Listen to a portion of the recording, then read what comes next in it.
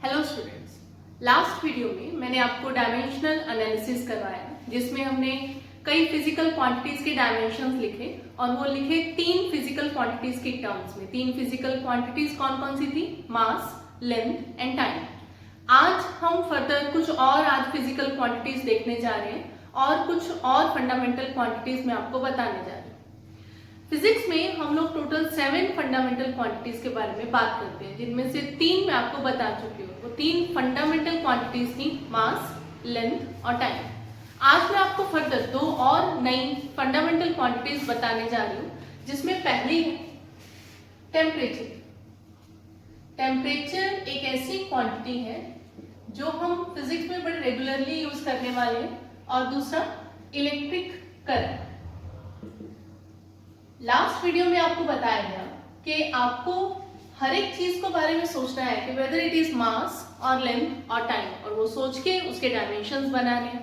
अब जरा सोचो, टेम्परेचर क्या है? क्या ये मास है? नहीं। लेंथ है? नहीं। टाइम है? बिल्कुल नहीं। तो फिर टेम्परेचर क्या है? इज अ फिजिकल क्वांटिटी, तो इसको फंडामेंटल की टर्म में लिखना होगा।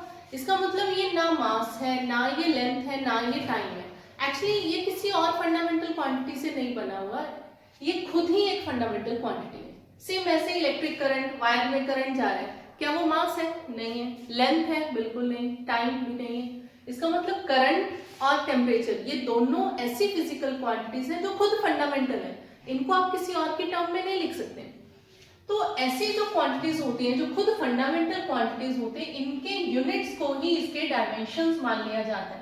टेम्परेचर को केल्विन में मेजर किया जाता है, कैपिटल के, तो इसके यूनिट्स केल्विन। इसके डायमेंशंस, टेम्परेचर के डायमेंशंस को इसके यूनिट ही मान लिया जाता है, यानी के in square bracket. Dimensions are always written in square brackets. Same ऐसे इलेक्ट्रिक करंट, इलेक्ट्रिक करंट को मेजर करते हैं, यूनिट है एम्पियर, कैपिटल ए। अब करंट किसी और की टर्म में नहीं लिखा जा सकता, इसका मतलब करंट खुद ही फंडामेंटल है, तो इसके यूनिट को ही इसके डायमेंशंस मान लिया जाता है। मतलब ये कि लास्ट मैंने आपको कई सारे करवाए थे डायमेंशंस, सबके आंसर्स एम एल टी की टर्म में आए थे। उसमें टी टाइम था, एल लेंथ और एम मास था। आज जो मैं आपको करवाने जा रही हूँ उसमें वो 3 भी रहेंगे, प्लस 2 ये भी ऐड हो जाएंगे। टेम्परेचर होगा तो के और करंट होगा तो ए, हम साथ में डायमेंशंस यूज करेंगे। चलिए इसको यूज करते हैं और फर्दर कुछ डायमेंशंस बना लेते हैं। फिर से वैसे ही हम कॉलम्स बनाते हैं। सबसे पहले वाले में हम फिजिकल क्वांटिटीज लिखते हैं, फिर इसका फॉर्मूला, देन डायमेंशंस, ये तीनों चीजें लिखते हैं। सबसे पहले क्वांटिटी मैंने लिखी करंट। करंट इसका सिंबल आई, ऐसा इसका डायरेक्ट कोई फॉर्मूला नहीं, और इसके यूनिट ही इसके डायमेंशंस हुए। दूसरा अभी भी बताया मैंने टेम्परेचर, ये किसी चीज से बना नहीं हुआ, इसलिए इनके कोई फॉर्मूलाज ऐसे नहीं है जो इसको डिराइव करें, तो इसके डायमेंशंस के केल्विन और एम्पियर। अब फर्दर इसको यूज करते हैं। अगर मैंने लिखा चार्ज, चार्ज स्मॉल क्यों होता है, और इसका फॉर्मूला, करंट का फॉर्मूला आपने लास्ट क्लास में किया होगा, चार्ज अपॉन टाइम होता है करंट का फॉर्मूला। तो चार्ज का फॉर्मूला क्या बना? Current into time. अब मुझे इसके डायमेंशंस लिखने हैं। करंट के डायमेंशंस कैपिटल ए, टाइम के dimensions capital T. So it can be written as m0, l0, t1 और साथ में a1 इन स्क्वायर ब्रैकेट्स। ठीक है, तो अब आज के आंसर्स हमारे इन 3 के साथ साथ कुछ और भी क्वांटिटीज दो बताई मैंने, जिनके यूनिट ही उनके डायमेंशंस होते हैं। ए और के को हम साथ में यूज करने वाले हैं। और देखिए, जैसे रेजिस्टेंस लेना, तो पहले अपन लोग देखते हैं वोल्टेज के बारे में। वोल्टेज V, वोल्टेज का फॉर्मूला वर्क अपॉन चार्ज। ठीक है, वर्क के यूनिट एनर्जी वाले होते हैं। क्या डायमेंशंस रहेंगे इसके? ml2, t-2, और चार्ज के अभी अभी हमने सॉल्व किए at। तो इसका रिजल्ट कितना आ गया? ml2, t-3, a-1। ठीक है, ये हो गया वोल्टेज। और देखिए रेजिस्टेंस, ओम्स लॉ किया हुआ, उसमें से रेजिस्टेंस का formula V by I, V is equal to I R होता है ओम्स लॉ। तो यहां से रेजिस्टेंस का formula V by I, V voltage and I is current. Voltage के dimensions M L2 T minus 3 A minus 1 upon current के A, ये बना ML2 T minus 3 A minus 2। ठीक है, तो MLT सब में लिखना जरूरी है, उसके अलावा A आ रहा है या K आ रहा है वो हम साथ में लेके चलेंगे। तो ये आज कुछ डायमेंशंस हुए, इसके आगे देखते हैं। हाँ जी बेटा, नेक्स्ट है हीट। अब हीट एक तरह की एनर्जी होती है, हीट एनर्जी। तो कोई भी एनर्जी हो, सबके डायमेंशन सेम ही रहते हैं। इसका मतलब हीट के डायमेंशंस क्या हुए, ML2 T माइनस 2। हीट का सिंबल होता है कैपिटल Q, ये हम आगे यूज करेंगे।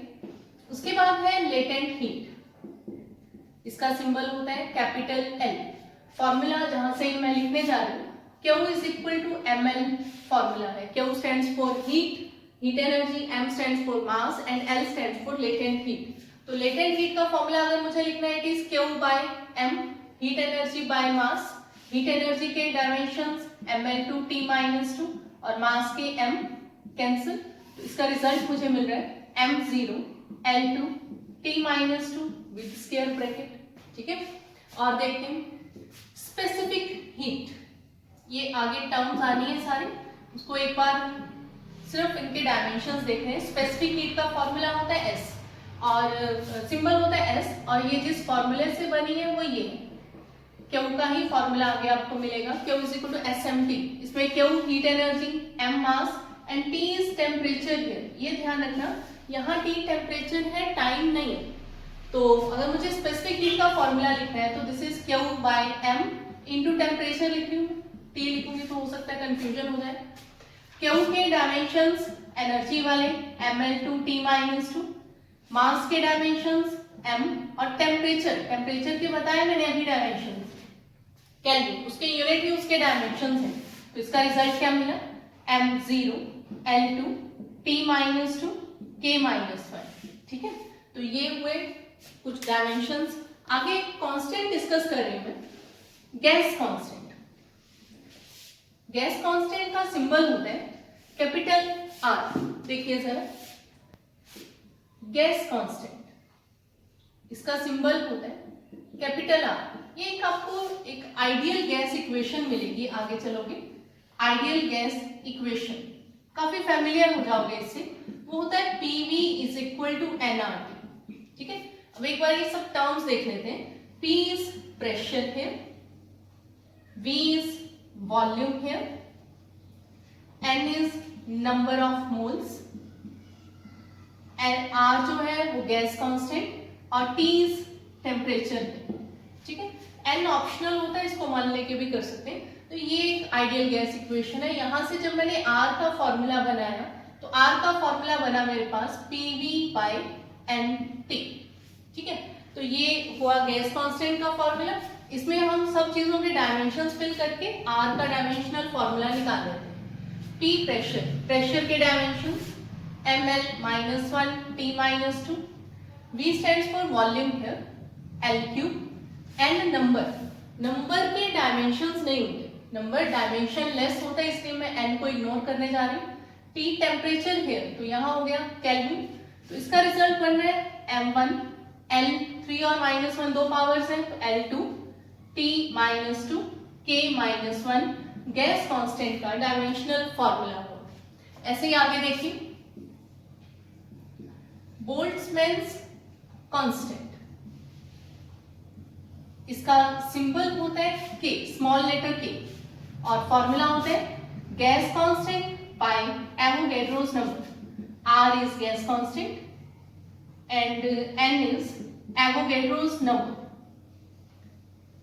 ठीक है, तो Avogadro's number again a number, numbers are dimensionless, तो इसके डायमेंशंस तो होने ही नहीं है। तो इसका मतलब बोल्ट्जमैन कांस्टेंट में R बाय N A Avogadro's number, number के डायमेंशंस होते नहीं, तो इसके डायमेंशन R वाले ही आ जाएंगे। कितना आएगा, M1 L2 T minus 2 K minus 1, और ये डायमेंशन लेस है 1, तो इसका आंसर हुआ M1 L2 T minus 2 K minus 1। ये हुए बोल्ट्जमैन कांस्टेंट के डायमेंशंस। तो हम लोग कर रहे हैं डायमेंशनल एनालिसिस। तो 2 लेक्चर्स हो गए डायमेंशनल एनालिसिस, अलग अलग क्वांटिटीज के डायमेंशन सीखने जा रहे हैं। तो कभी ये दिमाग में आ रहा होगा ना कि कर क्या रहे हैं, क्यों कर रहे हैं, इसका फायदा क्या है। तो चलिए इसी के यूजेस के बारे में पढ़ते हैं और इसको यूज करना सीखते हैं, कहाँ और कैसे इसको हम यूज कर सकते हैं।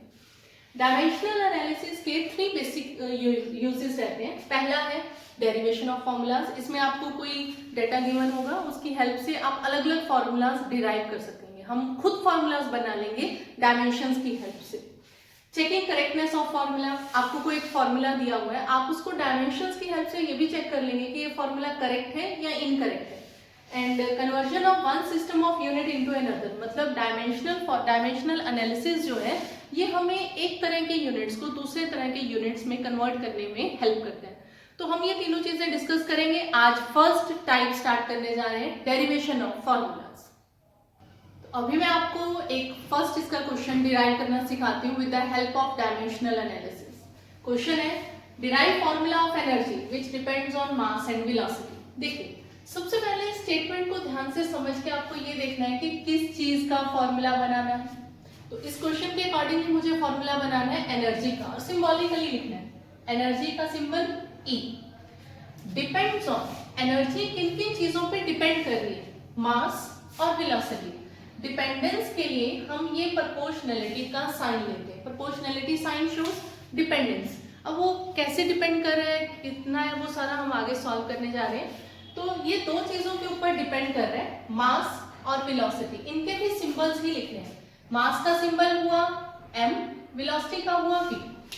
ठीक है, अब आपको कई सारे फॉर्मूलाज आते होंगे।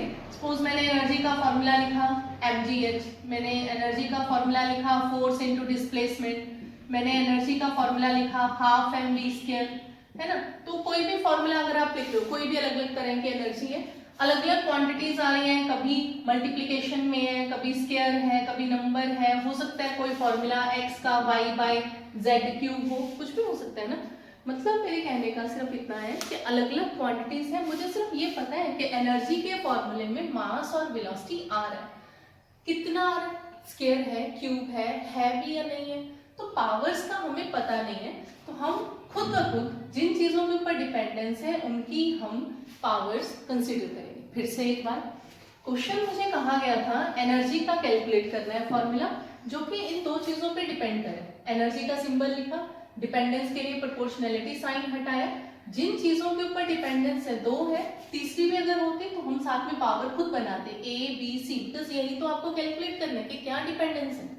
तो इसको फर्दर सॉल्व करते हैं। ये जो प्रोपोर्शनलिटी का साइन होता है, अगर मेरे पास आ जाए x directly y proportional to y, तो ये इक्वल टू में चेंज होता है जब साथ में कोई एक कांस्टेंट आता है। प्रोपोर्शनलिटी का साइन इक्वल टू में कांस्टेंट के साथ आता है और कांस्टेंट एक तरह का एक नंबर होता है, जनरली ये कोई ना कोई नंबर रहता है। तो मैंने वही करना है, प्रोपोर्शनलिटी साइन है, मैंने क्या किया e, इसको इक्वल टू में चेंज किया तो साथ में एक नंबर आएगा जिसका मुझे पता नहीं है, m power a v power b, call it as first equation. यहाँ तक बात समझ में आई। डिपेंडेंस थी, मैंने इक्वल टू का साइन लेके साथ में एक कांस्टेंट ले लिया, जो मुझे नहीं पता कांस्टेंट कितना है, लेकिन इतना जरूर पता है कि ये कोई एक नंबर होगा। अब इन सब के डायमेंशंस फिल करते हैं। एनर्जी के डायमेंशंस m1 l2 t-2, ठीक है। k नंबर है, नंबर तो डायमेंशनलेस होता है, इसको इग्नोर करना होता है, नंबर नहीं लेना, live it. m mass, capital M, इसकी पावर कितनी है a, डायमेंशन में लिखते ही हम उसको कैपिटल में कन्वर्ट कर देंगे। और वेलोसिटी का LT-1 पावर b। तो जैसे जैसे था, जो पावर्स आ रही थी मैंने उसको वैसे का वैसे लिख दिया in terms of dimensions. Right side solve की, m power a, l power b, t power -b। इस साइड चल रहा है m1 l2 t-2। चेक करो, एक एक बार ही है ना, मास लेंथ टाइम एक एक बार है, ठीक है। Now equating powers we get, actually powers given नहीं थी ना, equating powers on both sides. Power given नहीं थी, मैंने अपने आप से लगा ली, और जो चीज हम खुद कंसीडर करते हैं आपको उसकी वैल्यूज निकाल के सॉल्व करके देनी है कि ये जो चीज मैंने कंसीडर की एक्चुअली वो थी कितनी। तो जैसे ही मैंने इनको इक्वेट किया, m की पावर a, m की पावर 1, इसका मतलब a कितना हुआ, अगर इक्वल है तो a की वैल्यू 1, l की पावर b, l की पावर 2, इसका मतलब b कितना हो गया 2। अगेन t ऐसे जरूरत नहीं, -2 तो b is 2, तो मैं इसको दोबारा से नहीं लिख रही हूँ। a और b जो मैंने खुद यहाँ पे कंसीडर किया था वो वैल्यूज आ गए। Now put this values in equation 1, put in equation 1, जहां डायमेंशन से पहले, डायमेंशन की हेल्प से मैंने पावर्स निकाली। अब डायमेंशन से ठीक पहले जो स्टेप है उसमें जाइए वापस और उसमें वैल्यूज को फिल कर दीजिए। तो ये एनर्जी का फॉर्मूला आ गया kmv²। शायद आप लोग इसको पहचान भी गए होंगे। ये कौन सी एनर्जी है? mv²। It is half mv² kinetic energy. इसमें तो मुझे पता है काइनेटिक एनर्जी है ये और हाफ mv², इसका मतलब यहाँ पर मुझे कांस्टेंट का पता चल रहा है हाफ। ये तो आपको पता है ऑलरेडी फॉर्मूला, लेकिन डायमेंशन में एक ड्रॉबैक है कि एक चीज तो ये नंबर के डायमेंशन लेता नहीं है।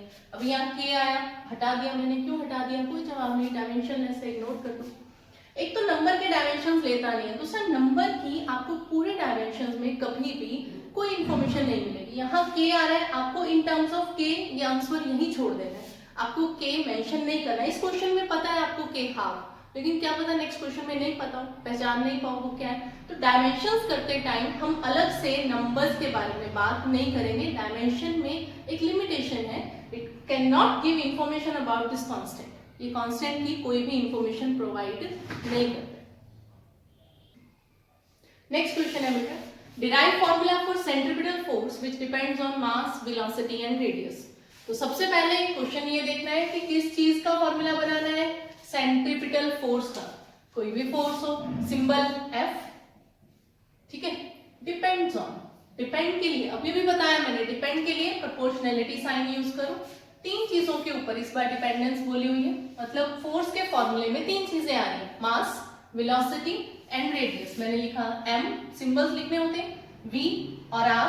पावर्स का पता नहीं है तो पावर्स हम इसकी खुद ब खुद सपोज करते हैं a b c, इन्हीं पावर्स के तो आंसर्स निकालने होते हैं।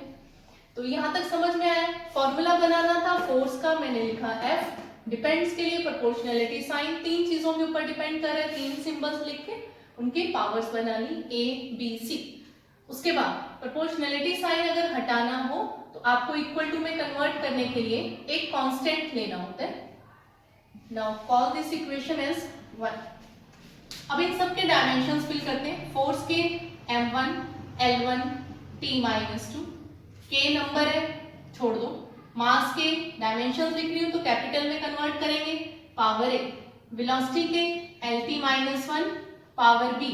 r इज रेडियस है। रेडियस क्या होता है, रेडियस के डायमेंशंस क्या है, रेडियस सर्कल के सेंटर से बाहर तक का डिस्टेंस, और डिस्टेंस के डायमेंशंस क्या होंगे l, तो l c। अब राइट साइड पहले सॉल्व कर लेंगे, m power a l power b t power -b l power c। अब एक्चुअली मुझे इसको और लेफ्ट साइड को इक्वेट करवाना है। लेफ्ट साइड पे m l t, एक बार m, एक बार l, एक बार t, इसमें l आ रहा है 2 बार, तो हम पहले इसको इकट्ठा करेंगे। अगर बेस सेम हो तो पावर्स ऐड हो जाती है, m power a l power b plus c t power -b, ठीक हो गया। m1 l1 t-2, इधर भी m l t, इधर भी m l t, एक बार आ रहा है। Now equating powers on both sides. अब हम दोनों साइड पर पावर्स को इक्वेट करवा सकते हैं, और अगर इक्वेट करवाएंगे तो देखो वैल्यूज क्या क्या आई। इधर m पावर a, इधर m पावर 1, इसका मतलब a कितना हुआ 1। l power b plus c, l power 1, तो b प्लस c की वैल्यू मुझे मिली 1, और t power -b, t power -2, तो -b इज इक्वल टू -2। समझ में आया, तीनों की पावर्स इक्वेट करवा दी। a की वैल्यू मिल गई 1, -b -2, तो b कितना हो गया 2, b भी मिल गया। मुझे तो a b c तीनों की वैल्यूज निकालनी है, तो b की वैल्यू 2 को हम इधर पुट कर देते हैं। कितना आएगा 2 plus c equal to 1, c is equal to 1 -2, तो c की वैल्यू मुझे मिली -1। तो वो जो a b c अननोन थे, हमने उन a b c की वैल्यूज निकाली। अब इन वैल्यूज को वापस इक्वेशन 1 में जाके पुट कर देते हैं। पुट दिस वैल्यूज इन 1, कितना मिला f is equal to k m power a कितना है 1, फिर b की पावर b कितना था 2, r पावर c की वैल्यू -1। नेगेटिव पावर को हम डिनोमिनेटर में लिख सकते हैं kmv² बाय r। k फिर से अननोन है, लेकिन इसका हमें डायमेंशन के बारे में, डायमेंशन के अंदर k का पता नहीं चलेगा, तो हम k की वैल्यू नहीं लिखेंगे। तो ये जो क्वेश्चन था इसके अकॉर्डिंगली फॉर्मूला मिला F is equal to kmv² by r। Next question देखिए, derive an expression for time period of simple pendulum which depends on mass, length and acceleration due to gravity. फिर से question को पूरे ध्यान से देख के ये देखो कि आपको किस चीज का फॉर्मूला इसमें डिराइव करना है। तो इसमें आपको फॉर्मूला बनाना है टाइम पीरियड का। तो मैंने इसका सोल्यूशन स्टार्ट किया। Time period depends on, dependence के लिए प्रोपोर्शनैलिटी का साइन किन किन चीजों पे डिपेंड करे, मास, लेंथ और acceleration due to gravity g। मैंने लिखा m, l और g, ठीक है। अब कितनी पावर के साथ है वो हमें कैलकुलेशंस करनी है, a, b, c मैंने खुद सपोज किया, जिसकी कैलकुलेशंस हम अभी सॉल्व करेंगे। अब प्रोपोर्शनैलिटी साइन अगर हटाएंगे तो एक कांस्टेंट आएगा k m a l power b g power c, equation number 1। Now dimensions put करते हैं। t टाइम है, टाइम के डायमेंशन तो t रहेंगे, लेकिन लेफ्ट साइड पे क्योंकि कंपेयर करना होता है तो इस साइड पे मुझे तीनों चीजें लिखनी है, m l t। टाइम है तो t1, ना ही लेंथ है ना ही मास। k कांस्टेंट नंबर है, छोड़ दो। मास के capital M power a, l length capital L power b और acceleration due to gravity g। इसके डायमेंशंस एक्सेलरेशन वाले ही होते हैं, l t -2 पावर c। अब ये बना m power a, l power b, l power c, t power -2c। m power a, l base same हो तो पावर z हो जाती है, t रेज्ड पावर -2c। इस साइड चल रहे हैं m0, l0, t1। Again by equating powers on both sides, अगर मैं दोनों साइड पे पावर्स को इक्वेट कराऊं तो वैल्यूज देख लेते हैं कितनी कितनी आ रही है। अगर मैंने दोनों साइड पावर्स को इक्वेट करवाया, इधर m पावर a था, इधर m पावर 0, इसका मतलब a की वैल्यू कितनी आई 0। abc निकाल लें तो वो वैल्यू a की मुझे डायरेक्ट मिल रही है 0। l की power b plus c, l power 0, तो b प्लस c कितना मिल गया 0। और t की पावर -2c, t की पावर 1, तो इसको जब हमने इक्वेट करवाया तो -2c की वैल्यू मिली 1। सिर्फ c की वैल्यू यहां से हो गई -1/2, फ्रैक्शन में आ रही। b रह गया, इस वैल्यू को यहां अगर मैं पुट करूं तो b is equal to -c, यहां c -1/2 है तो b की वैल्यू कितनी हो गई प्लस की 1/2। ठीक है, तो मैंने a b c तीनों वेरिएबल्स जो मैंने खुद सपोज किए थे उनकी वैल्यूज निकाली, पावर्स हुए। Now put this values in equation 1, put in equation 1 कितना आ गया, t is equal to k m power a का मतलब 0, l पावर b पावर 1/2 और g पावर c -1/2। ये बना। किसी चीज की भी अगर पावर 0 हो, किसी भी चीज की पावर 0 1 होगी, तो अब मैं m पावर 0 यहाँ नहीं लिखने जा रही हूँ, तो मेरे पास आया t is equal to k l power 1/2 upon g power 1/2। ठीक हो गया ना। g की पावर नेगेटिव थी, नेगेटिव को हम डिनोमिनेटर में शिफ्ट कर सकते हैं, और पावर 1/2 का मतलब क्या होता है अंडर रूट, स्क्वायर रूट। तो t की वैल्यू मुझे मिली k अंडर रूट l/g। ये हुआ अपने इस क्वेश्चन का आंसर। काफी इंपॉर्टेंट क्वेश्चन है ये। और एक चीज यहाँ पे t is equal to k root l/g आया। k फिर से हमें पता नहीं चल पाएगा क्योंकि हम डायमेंशंस करें, डायमेंशन की ड्रॉबैक है, k के बारे में पता नहीं चलेगा। अब हम 2-3 क्वेश्चंस करके यहाँ तक पहुंच चुके हैं। जो मैं बार बार ये जो स्टेप लिख रही हूँ ना, by equating powers on both side, ये एक्चुअली एक प्रिंसिपल है। इस प्रिंसिपल का नाम है प्रिंसिपल ऑफ होमोजेनिटी।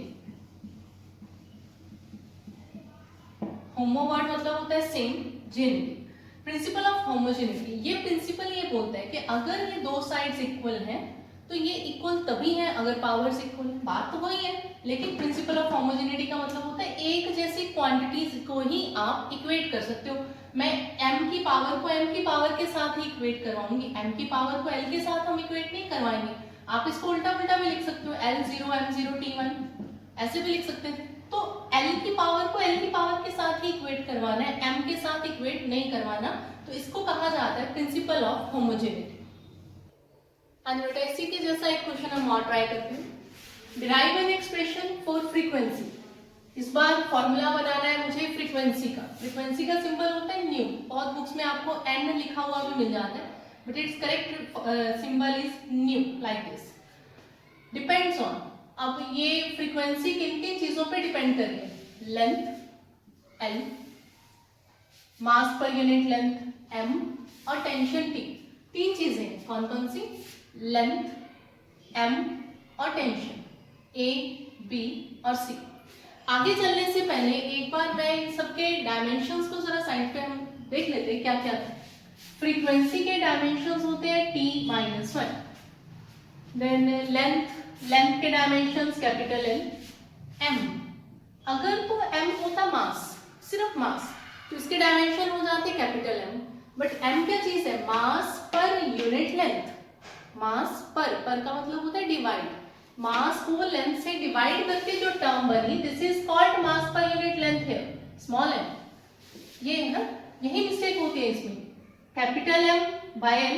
तो इस बार m के डायमेंशन ml-1 है, इस चीज का खास ख्याल रखिएगा।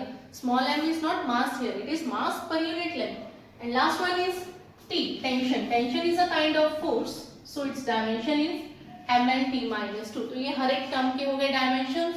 अब हम ये क्वेश्चन स्टार्ट करते हैं। प्रोपोर्शनैलिटी साइन हटाया तो कांस्टेंट लगाना होगा, nu is equal to k l power a m power b t power c, equation number 1। अब इन सबके डायमेंशंस फिल करते हैं। इस साइड t-1 k नंबर है, छोड़ दो, l पावर a, इसके हुए ml-1 पावर b और टेंशन के mlt-2 पावर c।